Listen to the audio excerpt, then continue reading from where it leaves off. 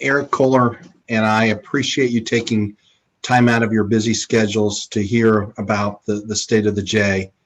I'm Brian Modiano. I'm board chair of the J and have been so since June of 2018.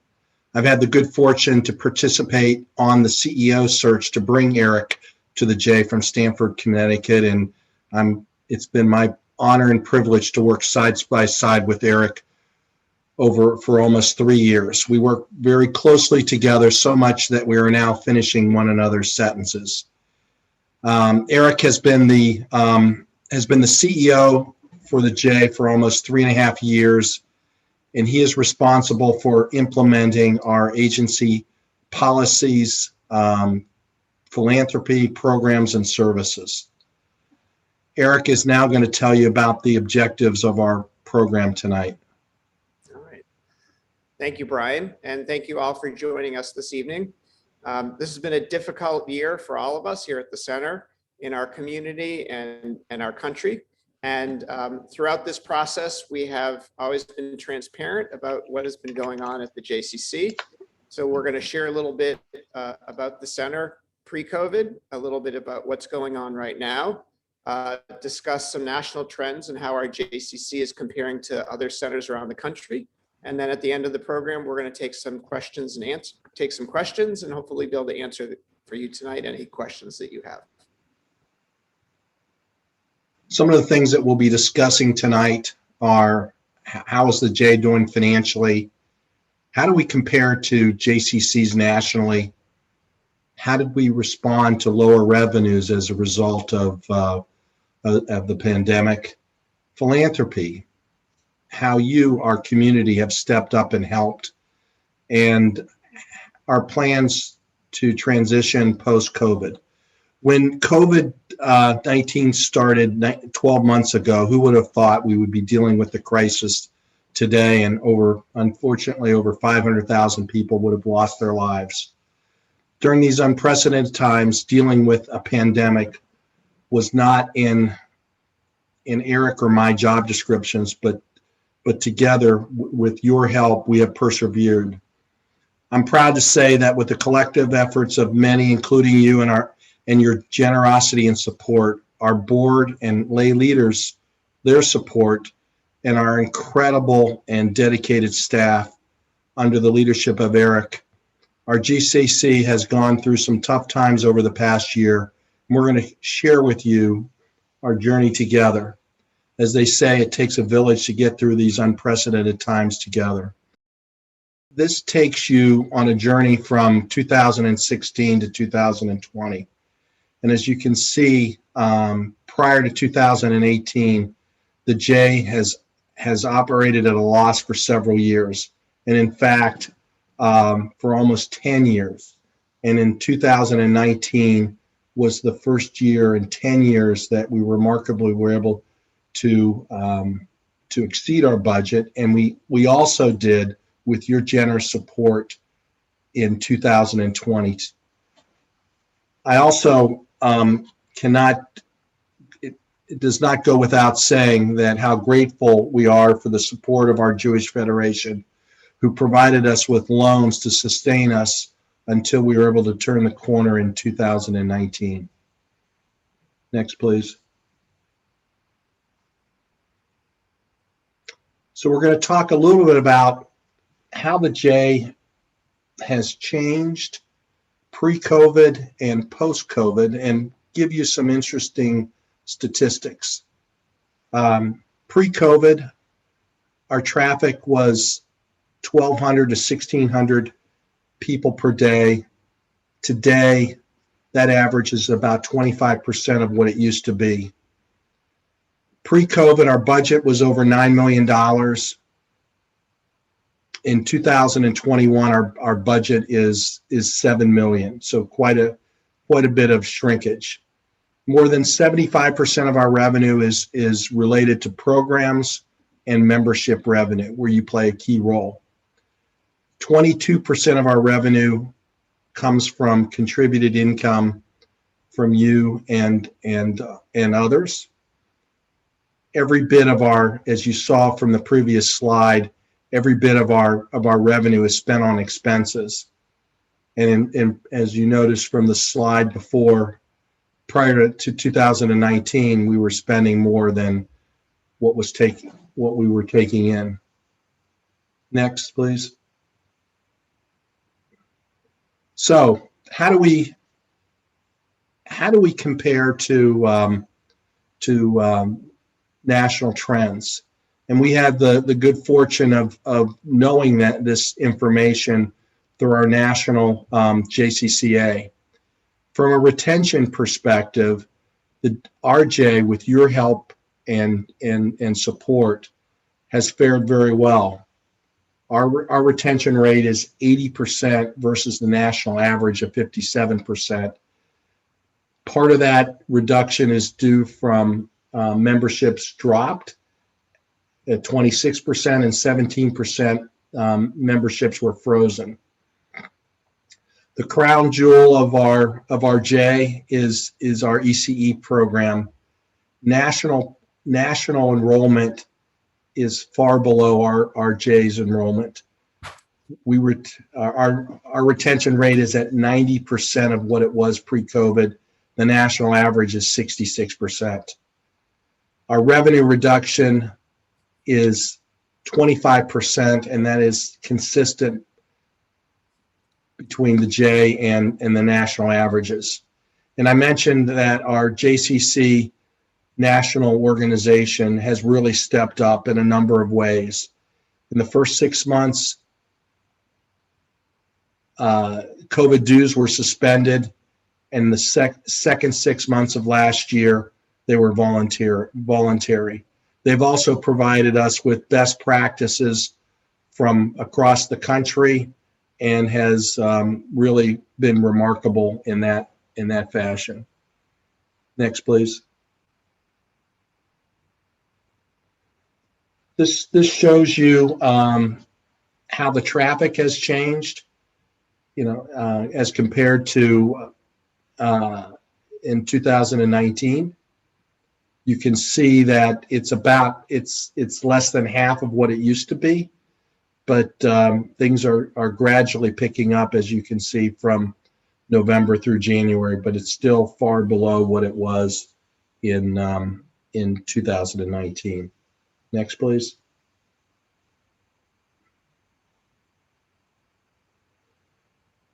If I could pinpoint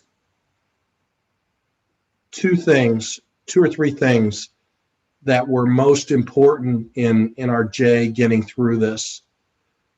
The first thing is our continuous monitoring of our position and being able to react quickly and pivot quickly, and also the philanthropy of our board and community stepping up. So to go back through memory lane, we closed the J in mid-March. We unfortunately had to lay off a substantial number of employees. We reopened the ECE in early April, and as you saw by the retention rate, it paid great dividends, and we were one of the first to do so. With the help of our CFO, Anitra Merrick, we were able to secure our PPP loan number 1. We reopened the fitness center in June and launched a new summer care program. And again, being adaptive to the situation. In August, unfortunately, we further reviewed our operations and we implemented further cost saving measures. And as I mentioned, our community and our board really stepped up with respect to philanthropy, and we're eternally grateful. Next, please. So how did we make up that $1.8 million shortfall? Unfortunately, we had to cut our staffing significantly, and that staffing was over, that 59% meant that we reduced our staffing levels by over $1 million.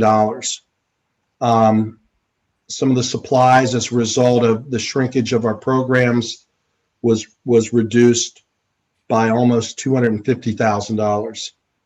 Service fees that we paid to our national organization, and also some interest charges to Federation were also reduced as well. I think what we found is that, when your backs are up against the wall, you have to be creative. You have to look under every rock, and you have to reevaluate how you're doing things, and what are the most important programs that should be sustained. And I'm proud to say that we certainly made lemonade out of lemons, and I'm very, very proud of how we reacted. And also, I'm eternally grateful to our staff, for our amazing staff who stepped up and is doing more with less. Eric will tell you a little bit more about how they've stepped up in the next slide. Eric, I'm going to turn it over to you. So we were also fortunate, Anitra got us our second PPP loan. We have counted on those funds to help us with our projected deficit of close to $300,000 for this year. And for the first time in our recent history, we have a 60 to potentially 90-day reserve of cash. And so when things break or emergencies happen, we have a little bit of breathing room. We've also continued on some operational changes that Brian mentioned earlier. So all of our management staff, for the most part, are now doing direct service roles, 30 or more like 35 to 40 hours a week.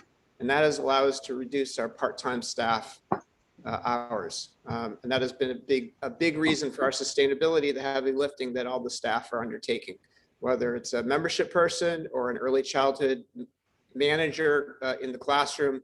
Everyone is rolling up their sleeves to get the job done. The cafe was not sustainable. It was a loss operation. So we've closed cafe operations until the summer season when the Eskenazi Water Park opens up. We've made some other pauses of programmatic operations. Group exercise programs are operating only as a fee for service, and some instructors are volunteering their time very graciously. Babysitting has been paused, and our retirement plan, our defined contribution plan, is available only for individual contributions, but there's no matching at this time. We've also created a backup for the center. We started a line of credit within the last couple of years, and we were able to negotiate that line of credit from $200,000 to $500,000. At this time, there is $0 on that line of credit, so it's just there, again, in case of emergencies. We're also looking in terms of not only greening the center, but helping our sustainability. Thanks in part to our membership and a special rebate program, we're able to replace our lighting in the Schloss and Cohen gymnasiums, the two gymnasiums and the Mordo Fitness Center. 50% of those installation costs were graciously donated by our members. And the operating costs of those significant facilities are being reduced by 1/3, which you'll see in a later slide that's reduced our electrical savings for the year. And then you, our board, our members and staff significantly stepped up with your contributions, with your philanthropy to the agency, and we'll see that in the next slide. If you look at 2019, that is a growth, but an average year, a little bit under $400,000. In 2020, we're approaching $1 million, $900,000, and that's really thanks to the incredible generosity of many of you and many on this call, and many others who were not available tonight to join us for the call.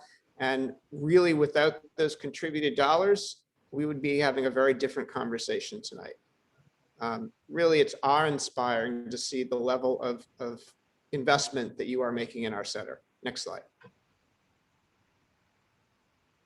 Now look at the number of contributions. We went from about 300 contributions to 2,214. What's really amazing is that Many of you have contributed on a monthly basis or have contributed multiple times throughout the year. And that has shown in terms of the number of the growth is just tremendous, and the dollars that have been supported in the previous slide. Next slide. Of these donations, about 62% are direct contributions. Those are unrestricted gifts to the center that help sustain our operations. And a significant portion, nearly 40%, are program fees and membership fees during our closure, where you were very, very kind to us and you donated those fees as unrestricted gifts that we could use instead of providing program refunds. And in total, it reached over $900,000, and really an amazing growth, an amazing show of support from all of you. And the gratitude that Brian and I and our board and staff feel is just immeasurable. Really, the words are inadequate to express our thanks. Next slide, please. So many people ask, how long will things continue at the JCC in the current state in terms of staffing levels, program operations? And at this point in time, we are waiting to see our program revenue grow for a sustained period, at least a quarter. And right now, while very, very modest, there has been no significant growth. We feel very positive that with the increased number of people not having inoculations and the positivity rate in our community, which is in the high 4%, which is the lowest it's been since the early part of COVID, that we feel that things will continue to get better, but it will take some time. During that time, while we are waiting for this revenue growth, management staff will still continue in their hands-on roles until pre-summer, when they need to have their time freed up to begin to open up our outdoor facilities, our outdoor tennis, our outdoor Eskenazi water park, our swimming program, and our summer camp. Typically in a summer, we have 250 children a day in our summer program. This past summer, we had 75 children, which is dramatically less. And it was a break-even program for a program that typically contributes over $150,000 of net revenue to the center. This year, we are projecting 100 children, which would be a break-even program. And we are hoping a year from now, we'll have a very different story to share in terms of participation and how camp is contributing to the overall agency's success.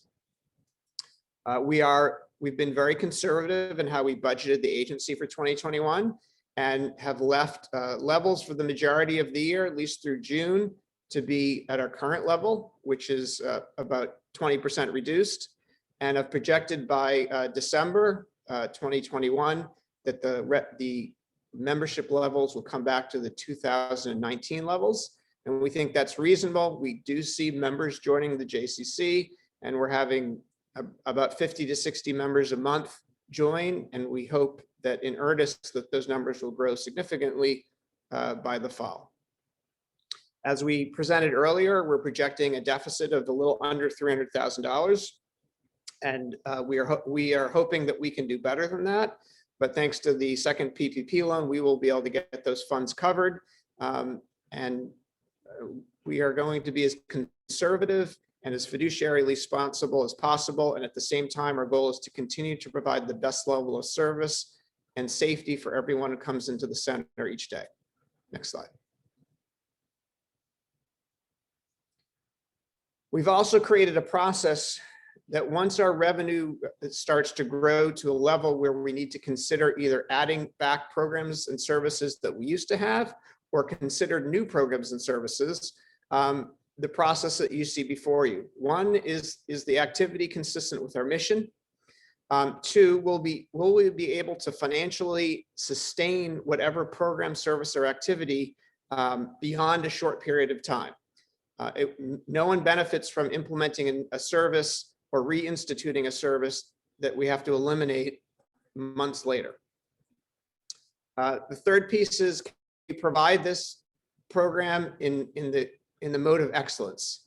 Can our staff, our programs, and customer service and all be consistent with our brand experience that you've had to the center for the past 100 years, And if those things are not happening, then we will not yet consider that service. And do we have the resources to implement what we need? Do we have the people needed? Do we have the dollars needed, the space, and the competency? And our biggest challenge right now is at this time, most people who are out of work, or at least a significant majority, are not interested in coming to work in person yet until vaccinations are in earnest.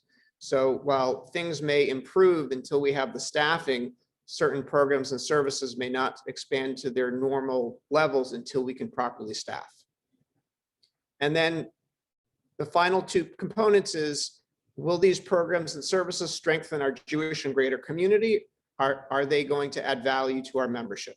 If it doesn't add value to you when you come into the center each day, again, all these are going to be taken in consideration, and this is the framework we're going to use with the staff. And on a quarterly basis, we'll report back to the board when these decisions are ready to be considered. Next slide. So the last slide is what you can do to continue to help. The community has been incredibly generous to the center. Continuing to pay your membership dues will help sustain our organization, and continue to provide program service fees to the center until we can resume our operations more normally, have an incredible impact. And you saw in a previous slide that nearly 38% of our philanthropic revenue came from those two sources. If you currently don't pay membership or don't want to return to scan, donating to the center through a monthly recurring or mailing in a check, as you saw in the previous slide, 62% of general contributions added up to almost $900,000. And finally, there are ways that you can support the center that don't cost anything. Everyone's buying at Amazon something, and if you select the JCC through Amazon Smile, we'll get a contribution every time you make a purchase. And we're all shopping somewhere, and if you shop at Kroger's actually use the center a significant more contributions per dollar than Amazon Smile. And again, that doesn't cost you anything. All you have to do is click on the link in this attached presentation, select the JCC through the code that will be included in the link, and then a contribution comes to the center quarterly. And the most important thing that we really are grateful for is your patience and understanding as we continue to adjust and make adjustments and are challenged in these changes in revenue. And our goal is to sustain the JCC. So we're not where we ought to be, but we ain't where we used to be either. And thanks to your support, we look forward to many more years of providing good services, good programs, and continuing with our JCC family and the relationships that we've developed over the many years. Next slide.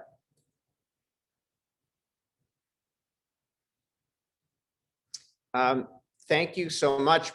On behalf of Brian Modiano and myself, we are extremely grateful for your support of the center, for your patience and your kindness to our agency. And we are now open for questions. All right, we have our first question. You mentioned the different PPE loans / grants. What are those amounts? Our first PPP loan was $1 million, and we used that full loan in 2020. And we attained full forgiveness for those dollars because we expended those in the staffing salaries in the agency. The second loan was a little bit under $1 million, and that loan will be forgiven hopefully at the end of this year, and it will be used to, again, staffing salaries. We will set some of that aside for a cash reserve. So if we have a large equipment failure, which unfortunately over the past year, we've had significant failures in many pieces of our aquatics and other operations, that we will have a cash reserve for those repairs. As our building is aging, we've had more and more increases. We do get support from the Jewish Federation and the United Way, and that does help with some of that, but we still need to have cash reserves to cover our agency. And it looks like Kent has a comment. He said, "Thank you all staff, board, volunteers, and donors for a nearly miraculous performance and result in the past challenging year." So thank you so much, Kent, for that comment. Have you thought about a $5 increase in membership? George, that's a really good question about a $5 increase in membership. In our community, we are competitive in terms of those other organizations who provide similar services. And we try to be very careful about not pricing ourselves out of the market, because what ends up happening is, well, George and Kent and Mark and I see Philip over here are very dedicated to the center, and you probably wouldn't mind at all a $5 increase. Other people don't necessarily feel the same way, and an increase may drive our members to go to places that are more financially competitive on a monthly basis. Asks, when might additional hours be considered? Not until, as we discussed earlier, we're looking for at least 3 months of consistent revenue growth at the center. And right now, the hours that we're operating are consistent with the participation levels. We're still at about 50% or less of the participation we're getting on a daily basis. So we're going to have to see some significant growth in terms of daily attendance and revenue before we can increase our hours. Can you use volunteers in some of the positions at the desk? It's a good question. So we've had folks offer to volunteer. Many times they're able to do 1 or 2 hours a week. We really need consistency in terms of knowledge. It takes actually a bit of time to learn our systems and to learn the members and the operations of welcoming people in and thanking them as they come back. So if you have time and can make a commitment, we'd love to talk to you about helping make our center more welcoming with your volunteer time. The meeting will be posted to the website, and yes, it will be. We're recording it today, so if anyone misses the webinar tonight, we'll post it shortly on our website. All right, and Martha asks, with so many in the community out of work, needing training/retraining for future employment, needing assistance for job searching and all that goes along with that, are you considering modifying your business model to include adult programming consistent with community needs? So that's a good question, Martha. Really, there are many needs in the community, and those social service needs are provided by other organizations. Actually, the Jewish Family Services Department of the Jewish Federation provides those type of services. And many of our sister agencies in the nonprofit world, who are also United Way agencies as we are, provide those types of services. The service that you're talking about generally provides significant funding. So to do those types of operations would actually not generate revenue for the center, would actually cost us more revenue, and really we are not in a position to provide more mission programs at this time if we want to sustain the JCC and ensure that it's here for all of you in the future. Martha says, great answer, thanks. If there are no other questions, on behalf of Michelle, Brian, and myself, the board and the staff, we are extremely grateful for your support of our agency. We are grateful for your patience with us, and we are grateful for your continued investment in the center. We would not be able to do what we're doing without you, and we truly believe and feel that we are a JCC family, and thank you for being part of our family. And if there's anything that we can do for you, please don't hesitate to let us know so we can try to help out. I see 2 more comments. Encouraging people to mask up and social distance. Yes, I agree, that's something important. And at this point in time, we will continue to accept Silver Sneakers insurance. We have a contract with them that is continuing. So if you are having Silver Sneakers and some other third-party memberships and you have not been in the center for a while, you are welcome to come in and we can reactivate your third-party membership at the JCC. Happy to have you come back. I see Mindy actually has a question. When we post the presentation online, will there be a Q&A session online? So if you do have any questions, you should direct those to either myself, Eric, or Brian via email. Once the presentation is posted, it won't be an interactive type of presentation. Well, thank you so much, everyone, for joining us. Any last words? you'd like to say, Brian or Eric? I just want to echo what Eric said. We're incredibly grateful for the tremendous community support. And as Eric mentioned, we wouldn't be here without you. And I want to big shout out to the staff for their